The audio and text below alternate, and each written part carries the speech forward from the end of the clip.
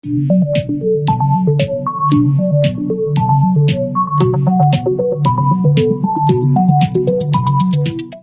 నా ఇల్లేగా, మా ఇంట్లోనే ఉన్నాను, హైదరాబాద్లో ఉన్నాను.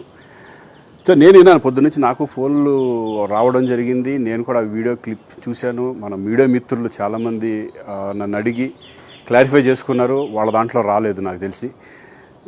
చాలా ఇట్లా శ్రీకాంత్ ఇలా బెంగళూరులో రేవ్ పార్టీకి వెళ్ళాడు, హేమ వెళ్ళింది, ఈ టైప్లో ఏవో వచ్చినాయి.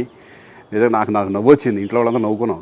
ఇదేంటిది, మొన్న ఏమో విడాకులు ఇచ్చి పిచ్చేశారు నా భార్యతో, ఈరోజేమో రేవ్ పార్టీలకి వెళ్ళాడు అని వచ్చేసినాయి. కానీ ఒకటి, వాళ్ళు కొంచెం తొందరపడ్డంలో ఇది లేదనిపించింది. ఎందుకంటే వాడెవడో, అతను ఎవరో కానీ కొంచెం నాలాగా ఉన్నాడు. వాడు కొంచెం ఇలా కప్పుకొని, అది గెడ్డం ఉంది, బట్ ఇప్పుడు గెడ్డం నాకు లేదు కానీ, బట్ గెడ్డంతో నేను షాక్ అయ్యాను. ఇదేంటిది నాలాగా ఉన్నాడు ఏంటి అని నేనే షాక్ అయ్యాను. సో దయచేసి ఎవరు నమ్మొద్దు. ఎందుకంటే రేవ్ పార్టీలకి వెళ్ళే కల్చర్ నాది కాదు, పబ్ కల్చర్ మనిషిని కాదు నేను. ఒక్కోసారి బర్త్డే పార్టీలకి వెళ్తాము, ఒకవేళ తెలియకుండా ఏదైనా వెళ్ళినా ఒక హాఫ్ అన్ అవర్ నుండి వచ్చేస్తాను తప్పితే అటువంటి ఏమీ లేదు. రేవ్ పార్టీ ఎలా ఉంటుందో కూడా నాకు తెలియదు.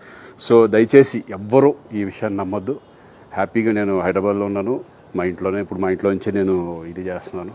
సో దయచేసి మీడియా మిత్రులందరికీ కూడా నేను చెప్పేది ఏంటంటే, ఏ విషయం కరెక్ట్గా తెలుసుకోకుండా మీరు కూడా థంబ్నైల్స్ పెట్టేసేసి, నా బొమ్మ వేసేసి రేవ్ పార్టీలో పట్టుబడ్డ శ్రీకాంత్ ఈ టైప్లో వేస్తున్నారు. కాబట్టి దయచేసి ఎవరు నమ్మొద్దు. అది అతను అలాగా ఉన్నాడు అనే ఒక విషయంలో మీరు పొరపాటు పడుంటారని నేను అనుకుంటున్నాను. దయచేసి అది నేను కాదు. Thank you. ఇటువంటి అన్నీ కూడా నిజంగా కొంతమంది, వాళ్ళందరికీ నిజంగా థ్యాంక్స్ చెప్పుకుంటున్నాను నేను. కొంతమంది మీడియా మిత్రులు నాకు డైరెక్ట్గా తెలుసు కాబట్టి, వాళ్ళ ఫ్రెండ్స్ లాగా నన్ను ఇచ్చేస్తారు కాబట్టి, వాళ్ళందరూ నన్ను డైరెక్ట్గా అడగడం, నేను చూసి ఇద్దరు నవ్వుకోవడం, వాళ్ళు వాళ్ళ దాంట్లో వేయకుండా చూశారు కొంతమంది.